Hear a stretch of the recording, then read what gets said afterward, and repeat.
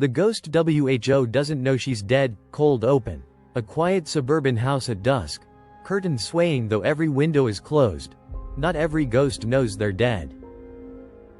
Some of them are still living out the same day, over and over, waiting for someone who is never coming home. And if you move into their house, if you become part of that day, even by accident, you may find out something far more disturbing than any jump scare could ever show you. You may find out that, to her, you're the ghost. This is the story of the Callahan family, a house on Willow Bend Lane in central Ohio, and a woman named Eleanor who has been setting the table for dinner every single evening since 1962. In the summer of 2021, Rachel and Tom Callahan bought a modest two-story colonial on Willow Bend Lane, a quiet street lined with mature oak trees in a small town outside Columbus. It was a good deal, underpriced for the neighborhood, the realtor explained, simply because it had sat on the market a while.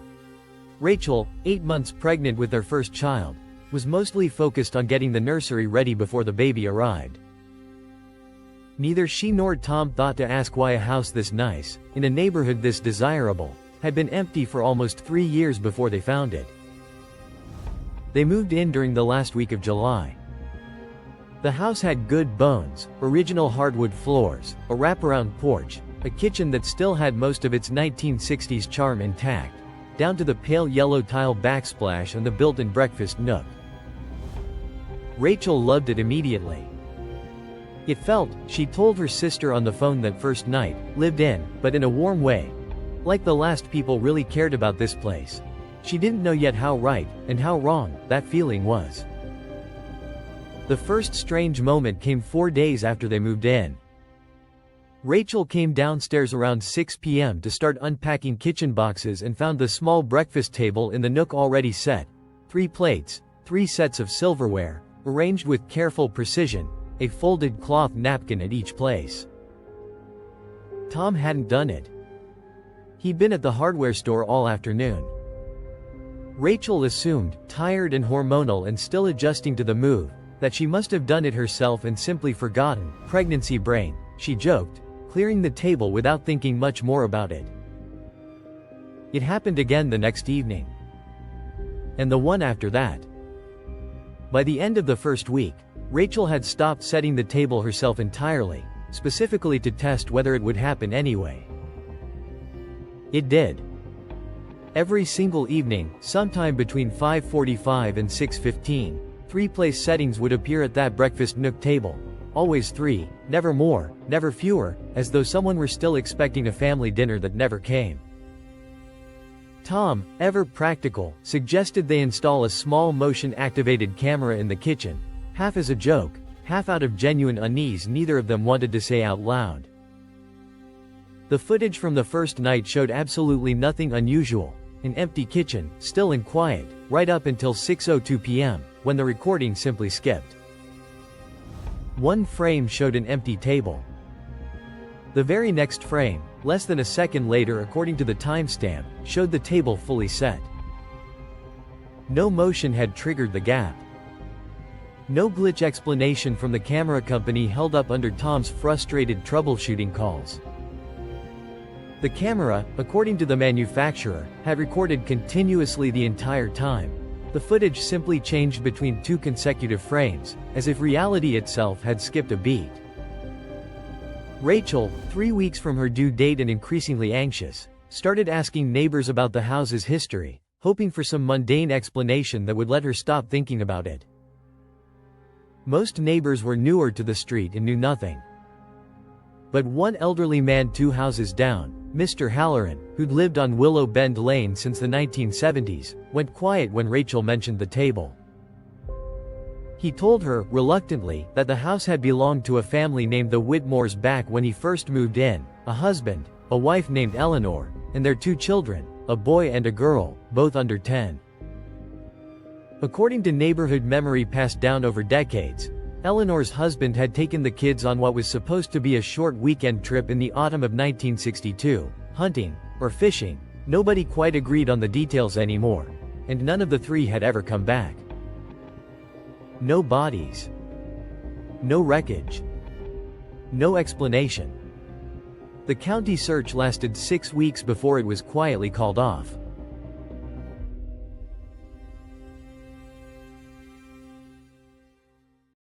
Eleanor, by every account Mr. Halloran could remember, never accepted that they were gone.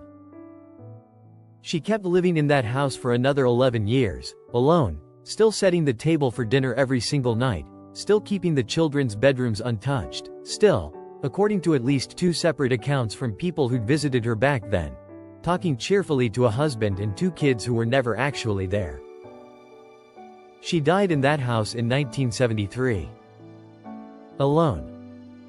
The official cause of death, according to town record, was heart failure, though Mr. Halloran added, almost as an afterthought, that the responding officer at the time reportedly noted something strange in his report. The table, at the time her body was found, had been fully set for dinner. 3 places. Just like always. The house passed through 5 owners over the following decades. Every single one of them, according to Mr. Halloran, moved out within 3 years. None of them, as far as he knew, had ever spoken publicly about why. Rachel didn't sleep well that night. 2 days later, her water broke 5 weeks early, and the Callahan's daughter, Grace, was born in an emergency delivery at the local hospital, 6 weeks ahead of Rachel's original due date, though she'd calculated it, quietly, at almost exactly the same date, in October, that the Whitmore family had vanished 59 years earlier. Things got worse once Grace came home. Rachel began hearing a woman's voice late at night, soft and warm, coming from the direction of the nursery. Not threatening, not aggressive, but startlingly clear, humming what sounded like an old lullaby Rachel didn't recognize. The baby monitor picked it up twice, both times clean enough that Tom, skeptical until that point, finally admitted something in the house wasn't right. Then came the moment that changed everything. One evening in November, Rachel walked past the breakfast nook and stopped cold. The table was set, as always, but this time, there was a 4th place setting. A small plate, positioned exactly where a high chair would sit. Grace's high chair, the one Tom had assembled the week before, was standing empty a few feet away, untouched. Rachel, shaking, tried something she hadn't dared attempt before. She sat down at the table, in the seat closest to the 4th setting, and spoke out loud into the empty kitchen. "Eleanor," she said. "Is that you? Is this your family's table?" For a long moment, nothing happened. Then, faintly, Rachel heard a woman's voice respond, not from a specific direction, but almost from inside the walls themselves. Warm and completely unbothered, as though this were a perfectly normal conversation between 2 neighbors. "Of course it is, dear," the voice said. "You're a bit early tonight. Where are the children?" Rachel, frozen, didn't answer. The voice continued, cheerfully, oblivious. "Tell Robert dinner's getting cold. And do wash little Sarah's hands before she sits. She's always into something." Rachel realized, with a wave of nausea, that Eleanor wasn't addressing her as a stranger. Eleanor was addressing her as if Rachel had always been there. As if Rachel were simply late coming down for dinner, the way, presumably, Eleanor's own family had once been late, on the last ordinary evening before they disappeared forever. Rachel brought this to a local historian who specialized in the town's older properties, half hoping for a rational explanation, half desperate for anyone to simply believe her.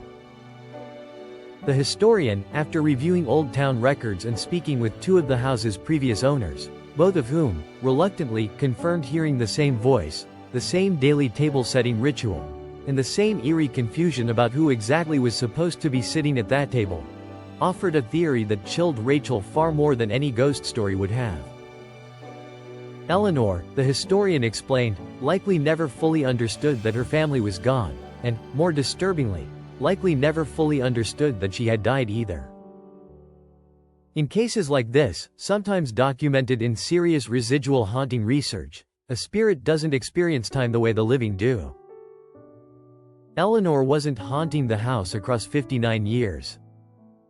From her perspective, it might still be a single, endlessly repeating evening in the autumn of 1962.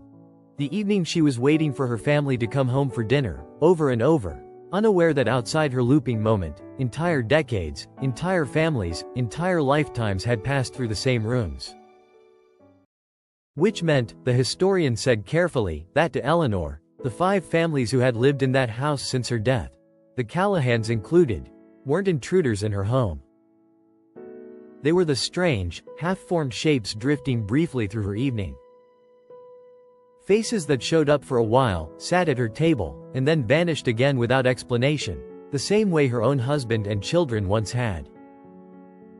To her, they were the ghosts. Temporary, confusing, here and then gone presences flickering through the one dinner she was still waiting to finish. Rachel sat with that horrifying reframing for days. And that's when the final piece clicked into place, the detail that made her blood run cold. Every family that had lived in this house since 1973 had moved out within roughly 3 years. 3 years was almost exactly how long it had taken, according to the original search records, for the county to declare Robert Whitmore and his 2 children legally dead. Rachel began to suspect, with rising dread, that Eleanor's loop wasn't simply repeating an evening, it was repeating a waiting period. And every family who moved into that house became, unknowingly, temporary stand-ins for the family Eleanor was still expecting. Right up until the loop reached its natural, tragic endpoint, at which point those temporary ghosts always left, one way or another, making room for the next family to appear at her table. The historian's final question to Rachel was the one neither of them could answer. What happens to a family that doesn't leave before the 3 years are up? The Callahans moved out of the house on Willow Bend Lane in the spring, well ahead of the 3-year mark, unwilling to test the answer to that question. Rachel says she still thinks about Eleanor sometimes, not with fear, exactly, but with a strange, aching sympathy for a woman still setting a table every night for a family that's never coming home. The house sold again within 2 months. Rachel doesn't know the new owners. She's chosen not to reach out, not to warn them, telling her sister only that, some things, you can't really explain without sounding insane. And even if you did, I'm not sure it would change anything for them. Mr. Halloran, the elderly neighbor, still lives 2 doors down. He says he sees the kitchen light in that house turn on every evening, without fail, right around 6 o'clock. And if you walk past slowly enough, close enough to the window, he says you can still make out a table, fully set, 3 plates and 1 small extra place beside a high chair, waiting patiently, the way it always has, for a family that's already sitting right there, without knowing it yet.